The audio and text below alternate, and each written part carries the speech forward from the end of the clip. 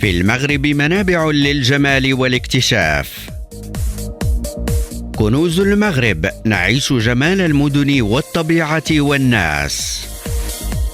كنوز المغرب، متعة السفر عبر الأثير في مناطق المغرب الجميل. ريم راديو تأخذكم في مسارات سياحية رائعة.